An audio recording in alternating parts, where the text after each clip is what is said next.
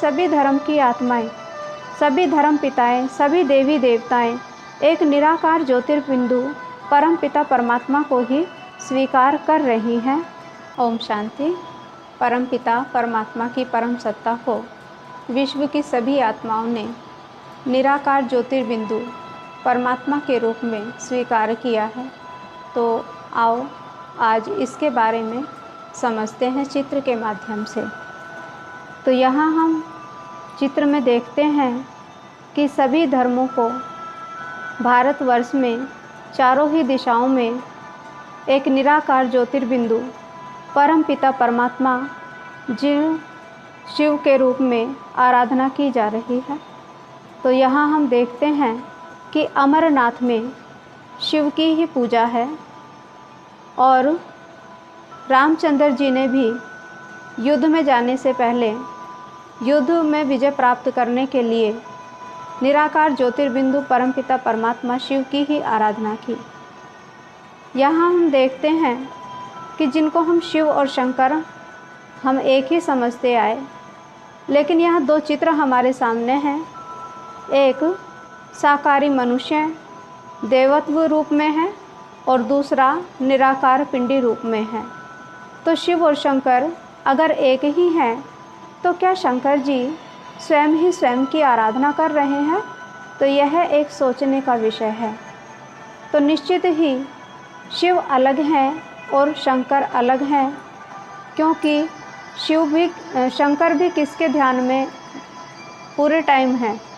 तो निश्चित रूप से वो शिव की आराधना कर रहे हैं, क्योंकि जितने भी देहधारी हैं सर्व का रचना करने वाला वो निराकार ज्योतिर्बिंदु परम पिता परमात्मा बीज रूप है।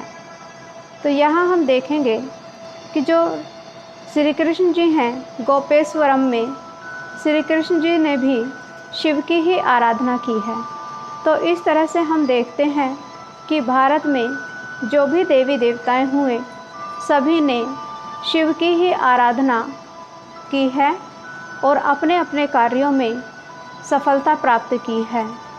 तो निश्चित रूप से एक परम पिता परमात्मा ही सर्व आत्माओं का पिता है और जितने भी देवताएं हैं वो सब गायन पूजन योग्य तो हैं, महिमा योग्य तो हैं, लेकिन उनको हम भगवान कह नहीं सकते हैं, क्योंकि हम तो कहते आए हैं कि भगवान तो एक ही है। तो ये तो हुई हिंदू धर्म की बात। पशुपतिनाथ नेपाल में भी शिव की ही आराधना है और इधर सोमनाथ के मंदिर जो राजा विक्रमादित्य ने सोने का मंदिर बनाया और हीरे जड़ित शिवलिंग की स्थापना की, तो उन्होंने भी परमपिता परमात्मा निराकार ज्योतिर्बिंदु की ही आराधना की है, क्योंकि उस समय द्वापर युग में आत्मा में थोड़ा सा बल था जिसके माध्यम से वो जान सकती थी कि परमात्मा सर्वशक्तिवान है, और लेकिन उससे कौन सी शक्तियाँ मिलती हैं ये ज्ञान ना होने के कारण फिर हीरे जड़ित शिवलिंग बनाया। तो कौन से प्रकाश की बात है? वो ज्ञान के प्रकाश की ही बात है। तो इस तरह से हम देखते हैं कि भारत के चारों कोनों में निराकार ज्योतिर्बिंदु शिव की ही आराधना हो रही है। भले उनका नाम भिन्न भिन्न रखा गया, कहीं अमरनाथ, कहीं पशुपतिनाथ और कहीं सोमनाथ। अभी हम दूसरे धर्मों के ऊपर बात करेंगे। तो उसके बाद जो दूसरा धर्म आता है इब्राहिम द्वारा स्थापित इस्लाम धर्म।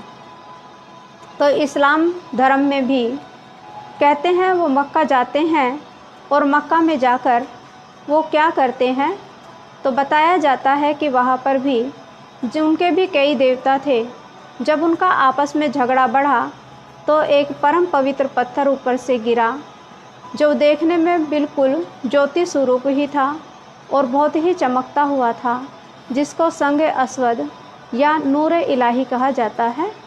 तो बताया जाता है कि जो मक्का लोग जाते हैं और उसको छू कर चूम कर आते हैं, तो ये पत्थर बिल्कुल ही चमकदार था, लेकिन जो अब चारों तरफ से काला पड़ गया है और बीच में चमकता हुआ ज्योति स्वरूप नूर स्वरूप है। तो भले वो अल्लाह कह रहे हैं, लेकिन याद तो एक निराकार ज्योतिर्बिंदु परमात्मा को ही कर रहे हैं। सिख धर्म में गुरु नानक देव ने भी बताया कि एक ओंकार निराकार अयोनि पुरुष अकाल मूरत। तो जो परमात्मा है वो निराकार है, ज्योतिर्बिंदु है, उसे काल नहीं खा सकता है, और वो ना स्त्री है और ना वो पुरुष है। तो वो क्या है? वो एक बिंदु स्वरूप है जो जन्म मरण से न्यारा है। तो यहाँ भी निराकार परमपिता परमात्मा को ही याद किया गया है। महावीर स्वामी ने भी निराकार पर ही अपना ध्यान केंद्रित किया है। और इधर हम देखते हैं जीसस क्राइस्ट ने भी कहा गॉड इज़ वन और गॉड इज़ लाइट। परमात्मा एक है और वो निराकार ज्योतिर्बिंदु है, वो चमकता हुआ स्टार है। इधर गौतम बुद्ध ने भी कहा कि जो परमात्मा है, तो गौतम बुद्ध बौद्ध धर्म में जो एक मान्यता है कि 3.5 फीट ऊंचाई पर और 3 फुट दूरी पर थाली में एक रेड कलर का पत्थर रखते हैं, जिसे वो चिनकोन सेकी के नाम से बुलाते हैं, जिसको परम पवित्र पत्थर माना गया है, और उसी पर ध्यान अपना केंद्रित करते हैं। तो इस तरह से हम देखते हैं कि सभी धर्म की आत्माएं, सभी धर्म पिताएं, सभी देवी देवताएं एक निराकार ज्योतिर्बिंदु परम पिता परमात्मा को ही स्वीकार कर रही हैं। और प्रजापिता ब्रह्मा जो मानव तन परमात्मा ने लिया, उन्होंने भी परमात्मा की तरफ ही इशारा किया है। उनके मुख से ही स्वयं निराकार ज्योतिर्बिंदु परम पिता परमात्मा ने ये सभी ज्ञान हम बच्चों तक पहुंचाया, और जो ब्रह्मा नाम जिनको मिला उनको साक्षात्कार भी कराया। तो जो आज दिन तक हम कहते आए सबका मालिक एक, तो कैसे वो सबका मालिक एक है? तो यहाँ देखो, चाहे भिन्न भिन्न सिंबॉलिक चित्र अलग अलग हैं। यहाँ हम देखते हैं हिंदुओं का अलग है, इस्लामियों का अलग है, जैन धर्म वालों का अलग है, बौद्ध धर्म वालों का अलग है, यहूदी धर्म वालों का अलग है, ईसाई धर्म वालों का अलग है, सिख वालों का अलग है। तो इस तरह से हम देखते हैं सभी धर्म वालों के जो चिन्ह हैं, धर्म के जो सिंबॉलिक चित्र हैं, वो सबके भिन्न भिन्न आकृति वाले हैं। लेकिन अभी हमने जाना कि वो याद तो एक निराकार ज्योतिर्बिंदु परमपिता परमात्मा को ही कर रहे हैं, और सभी ने एक ही महिमा की है कि वो परमपिता परमात्मा निराकार ज्योतिर्बिंदु ऑल माइटी अथॉरिटी है, वो परम सत्ता है, और वह सर्व का पिता एक है। इसीलिए सभी धर्म की आत्माएं, सभी का इशारा परमात्मा के बारे में जब हम बातें करते हैं तो सभी का इशारा ऊपर की तरफ जाता है, क्योंकि वो ऊंचे से ऊंचा है और निराकार है और परम धाम का रहने वाला है। तो देखो, उस निराकार परम पिता परमात्मा को हम कैसे पहचानें? जो आँखों से नहीं दिखता है, तो उसकी पहचान के लिए मुझे स्वयं को सेल्फ रियलाइजेशन करना पड़ता है। जैसे चुंबक किसी भी लोहे को तब खींचती है जब उसके ऊपर जंग हटी हुई हो। अगर जंग लगी हुई होती है तो चुंबक उसको खींच नहीं सकती है। तो ऐसे ही जब तक मुझ आत्मा के ऊपर विकारों की, मैल की, अवगुणों की परत चढ़ी है, तब तक परम पिता परमात्मा की अनुभूति हम कर नहीं सकते हैं। तो उसके लिए हमें सेल्फ का, स्वयं का और उस परम पिता परमात्मा का सत्य परिचय होना जरूरी है। तो यहाँ हमने जाना कि सभी धर्म की आत्माएं, चाहे हिंदू, मुस्लिम, सिख, ईसाई, बौद्धि, क्रिश्चियन, चाहे जो भी धर्म वाले हुए, लेकिन सब एक निराकार ज्योतिर्बिंदु परम पिता परमात्मा को ही याद कर रहे हैं। और कहा भी जाता है सबका मालिक एक। तो इस तरह से हम जान सकते हैं कि वो परमात्मा, परम सत्ता कौन है, क्या है। कहते भी हैं कि वो अजर है, अमर है, अविनाशी है, अजन्मा है और अभोक्ता है। तो जब वो अजर है, अमर है, अविनाशी है, तो ये तीनों सत्ता तो आत्मा के अंदर भी हैं।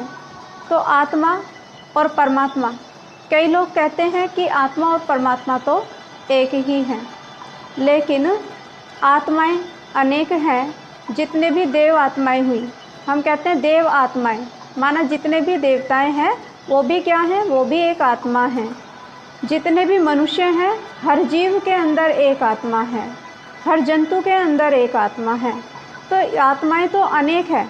इस बातों से हमें ये ज्ञान होता है कि आत्माएं तो अनेक हैं, लेकिन वो परम पिता परमात्मा एक है।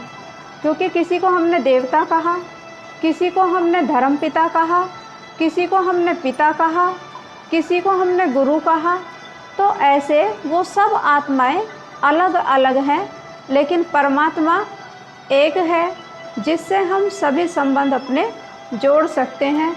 क्योंकि मैं आत्मा भी निराकार ज्योतिर्बिंदु हूँ और मेरा पिता वो परम सत्ता भी निराकार ज्योतिर्बिंदु है, जो अजन्मा और अभोक्ता है। लेकिन हम मनुष्य आत्माएं इस देह रूपी चोले में आती हैं और अपना अपना पार्ट प्ले करती हैं, लेकिन परमात्मा इस पार्ट को इस तरह से प्ले नहीं करते हैं। इसलिए वो सदा ही एवर प्योर है और सुप्रीम सोल है। तो इस तरह से हम जान सकते हैं कि सभी धर्मों का वो एक पिता कौन है, वो निराकार ज्योतिर्बिंदु परमात्मा शिव है। और उनका शिव जो नाम पड़ा वो किसी धर्म से रिलेटेड नाम नहीं। तो शिव का अर्थ होता है कल्याणकारी, सुखकारी। तो वो सभी आत्माओं का रचनाकार एक है, वो क्रिएटर है और हम सब उनकी रचना हैं। तो ऐसे हम जान सकते हैं कि परमात्मा एक है, वो सुप्रीम पावर, सुप्रीम सोल, सुख दुख से न्यारा, ज्ञान का सागर परमपिता परमात्मा है। ओम शांति।